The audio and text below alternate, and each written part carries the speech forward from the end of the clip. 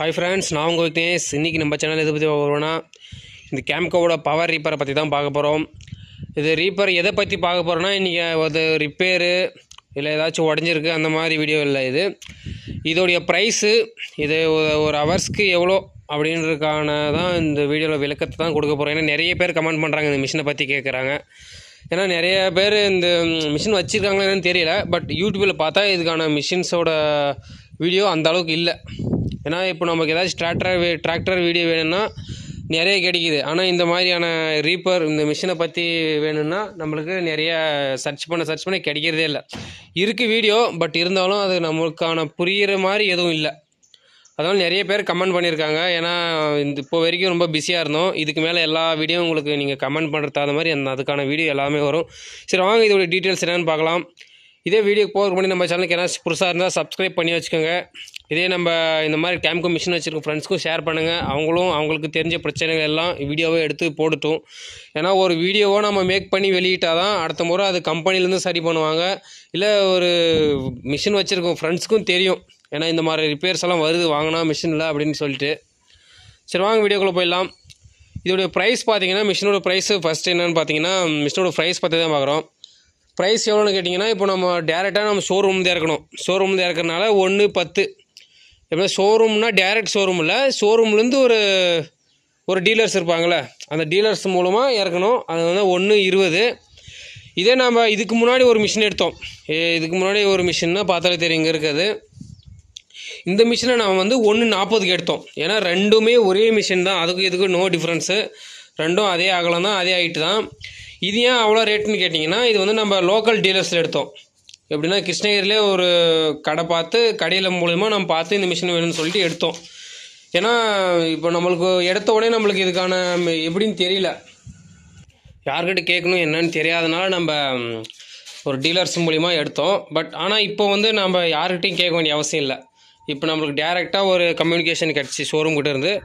அதன் மூலிமா நம்ம வச்சு எப்படின்னா கொரியரில் போட்டாங்க. கொரியரில் போட்டது நம்மளுக்கு 1 டே நம்மளுக்கு கிடச்சிருச்சு கைக்கு. ஏன்னா நம்ம டீலர்ஸ்கிட்ட கூட அட்வான்ஸ் கட்டணும் அப்படின்ட்டு. இதே நம்ம அந்த மாதிரி ஷோரூம் மூலிமா அணுகுறதுனால ஃபுல் அமௌண்ட் பே பண்ணிட்டாங்க.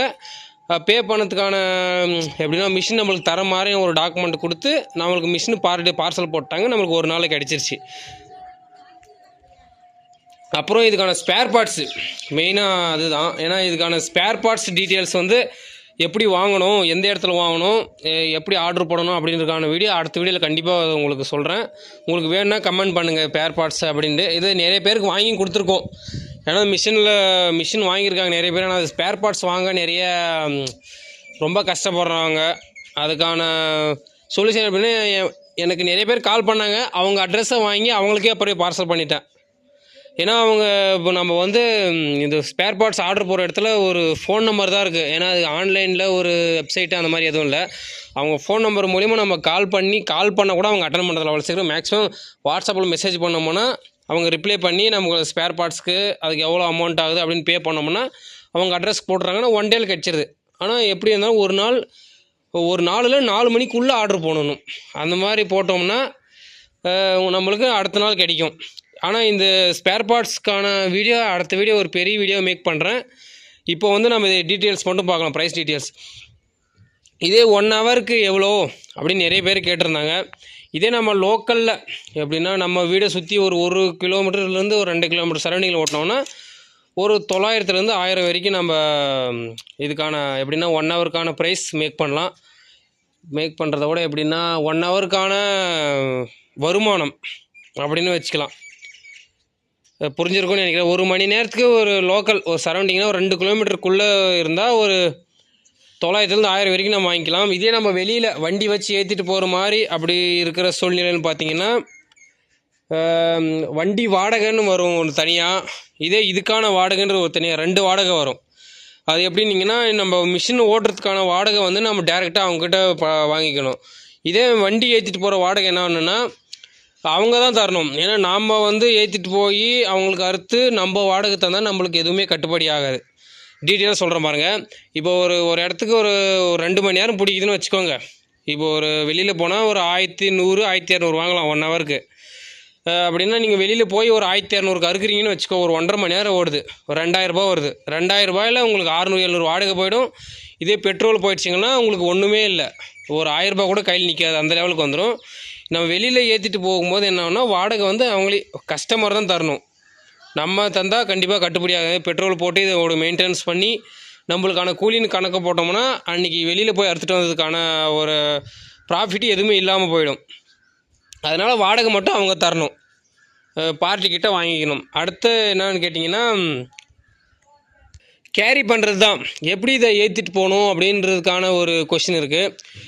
இப்போது ஒரு டாடாஸில் ஏற்றிட்டு போனோம்னா ஒரு குறிப்பிட்ட தூரத்துக்கு ஒரு அமௌண்ட் இருக்கும். இதே அதுக்கான ஒரு ஆட்டோவில் ஏற்றிட்டு போகிறோம்னா அதுக்கு ஒரு அமௌண்ட் இருக்கும். இதே ஒரு பிக்கப்பு இன்னும் கொஞ்சம் பெரிய பெரிய வண்டிங்கன்னா அதுக்கு ஒரு அமௌண்ட் இருக்கும். நம்மளுக்கு ஏன்னா சிம்பிள் அமௌண்ட்டில் தான் இது ஏற்றிட்டு போகணும். எப்படின்னா ஒரு சின்ன வண்டி ஆட்டோவை வச்சுக்கோங்க, ஆட்டோவிலே ஏற்றிடலாம். இந்த ஷேர் ஆட்டோஸ் இருக்கும், ஷேர் 2 ஆட்டோ விதமாக இருக்குது. ஒரு சின்ன ஆட்டோ மாதிரி இருக்குது, ஒரு பெருவிதமான ஆட்டோ மாதிரி இருக்குது. நம்ம பெருவிதமான ஆட்டோவில் தான் ஏற்றணும். பெருவிதமான ஆட்டோல்னால் இதில் தூராது அப்படின்னு சொல்கிறாங்க.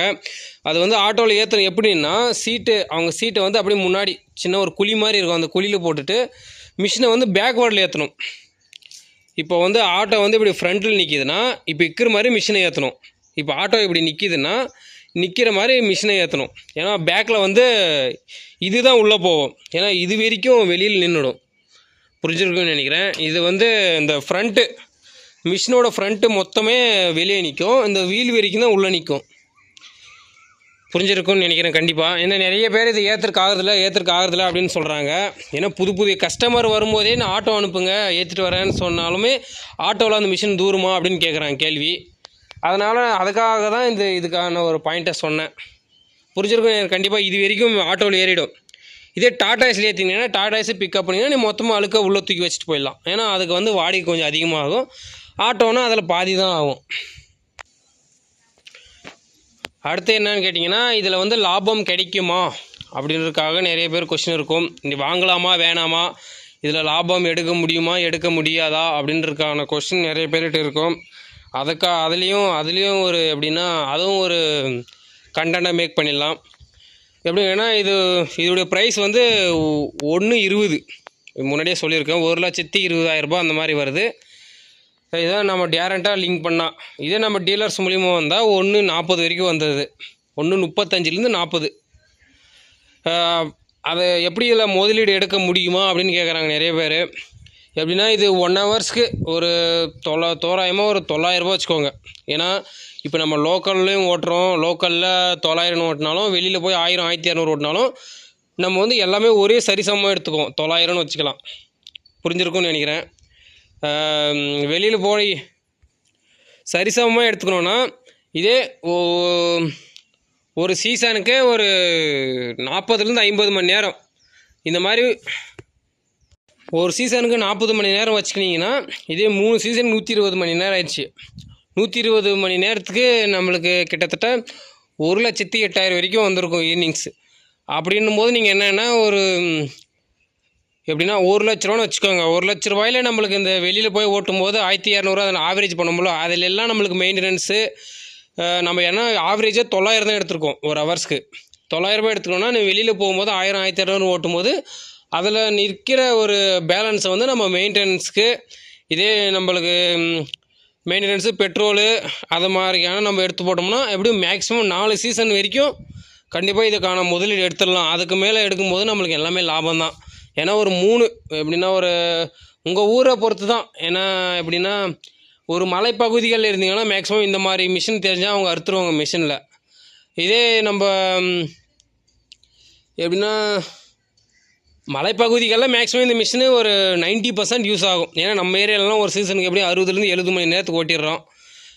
அதனால தான் பாருங்கள், இதை எடுத்து 2 வருஷம் ஆயிடுச்சு, இதை எடுத்து 6 மாதம் ஆகுது.